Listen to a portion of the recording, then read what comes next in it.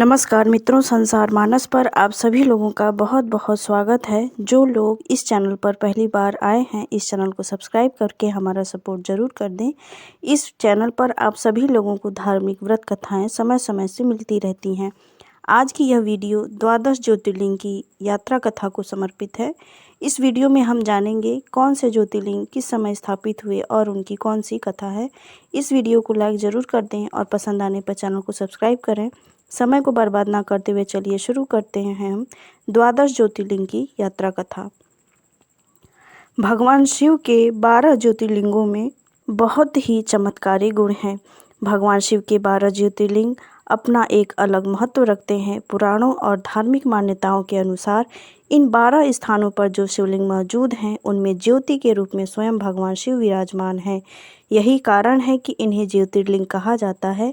इन ज्योतिर्लिंगों के दर्शन मात्र से ही श्रद्धालुओं के सभी पाप दूर हो जाते हैं। सबसे पहला ज्योतिर्लिंग है सोमनाथ ज्योतिर्लिंग, जो कि गुजरात सौराष्ट्र में स्थित है। गुजरात के सौराष्ट्र में अरब सागर के तट पर स्थित है। देश का पहला ज्योतिर्लिंग, जिसे सोमनाथ के नाम से जाना जाता है।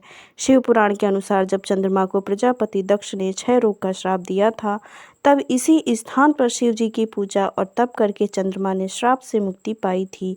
ऐसी मान्यता है कि स्वयं चंद्रदेव ने इस ज्योतिर्लिंग की स्थापना की थी और उन्होंने महामृत्युंजय मंत्र का जप किया था, जिससे प्रसन्न होकर भगवान शिव ने उन्हें वरदान दिया था कि वह मास में एक बार एकदम पूरे ब्रह्मांड से गायब हो जाएंगे, जिसके कारण अमावस्या की तिथि आएगी, वह उनके श्वशुर का श्राप होगा और एक दिन वह इस सृष्टि में पूर्ण रूप में स्थित रहेंगे, जो कि पूर्णमासी के नाम से जाना जाएगा, जो कि भगवान का आशीर्वाद था।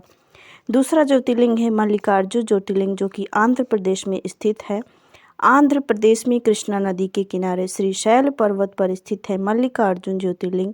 इसे दक्षिण का कैलाश भी कहते हैं। इस ज्योतिर्लिंग के दर्शन मात्र से सभी कष्ट दूर हो जाते हैं। तीसरा ज्योतिर्लिंग है महाकालेश्वर ज्योतिर्लिंग, जो कि मध्य प्रदेश में स्थित है।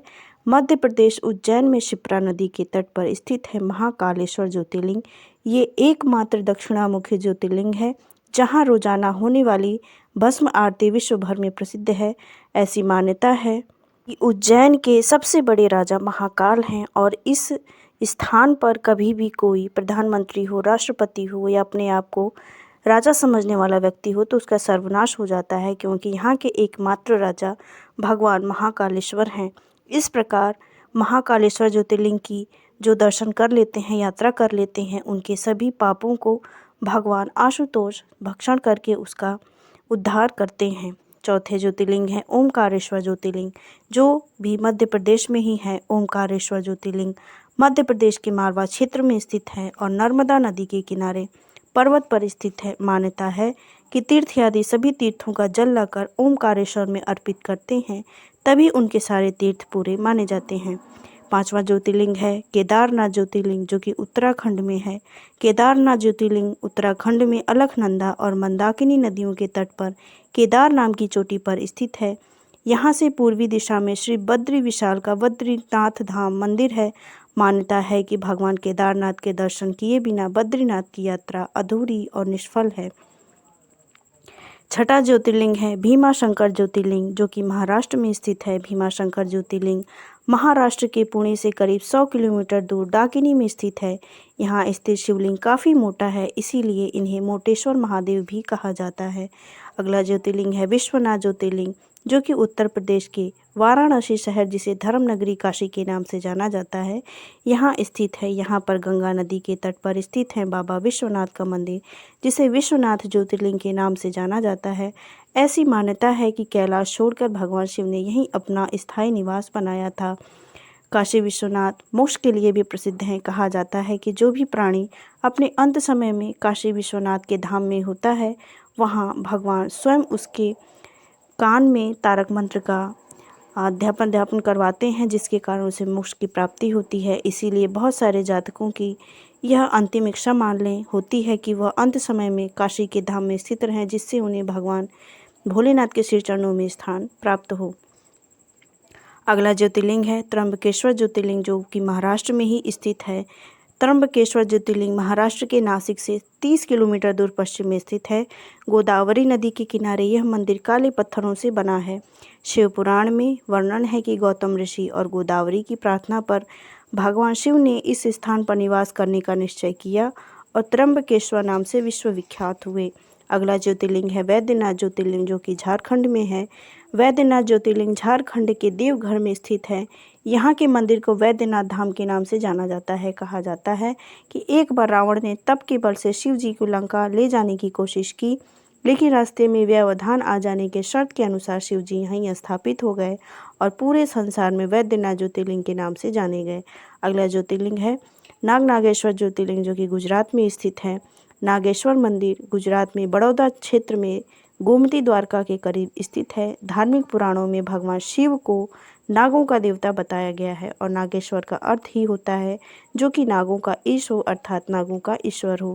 कहा जाता है भगवान शिव की इच्छा अनुसार ही इस ज्योतिर्लिंग का नामकरण किया गया है, क्योंकि भगवान आशुतोष ही ऐसे एकमात्र ईश्वर हैं, क्षमा करें, जो कि जिसे कोई शरण ना दे उसे भगवान आशुतोष शरण देते हैं।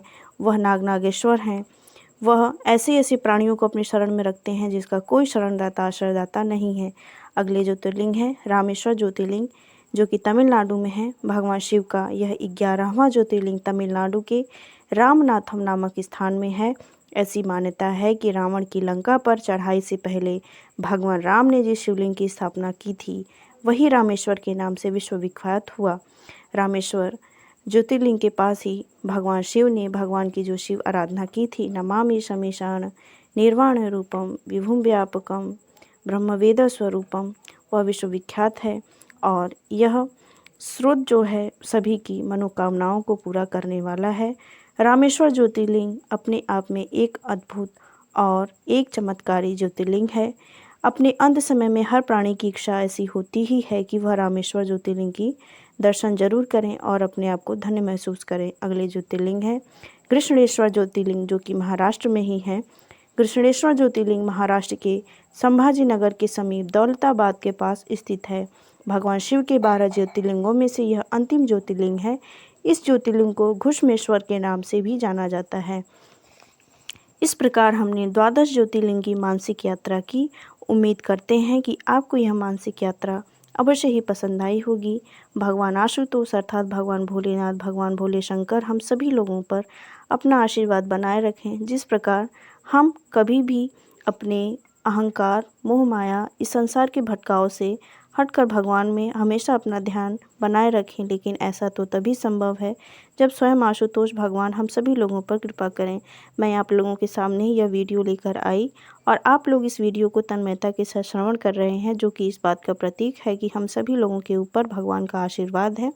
तो इस प्रकार इस चैनल की बाकी वीडियोज़ को भी अपना प्यार ज़रूर दें और बने रहें इस चैनल पर आगे आने वाली अच्छी अच्छी कथाओं के लिए। तो मिलते हैं हम सभी लोग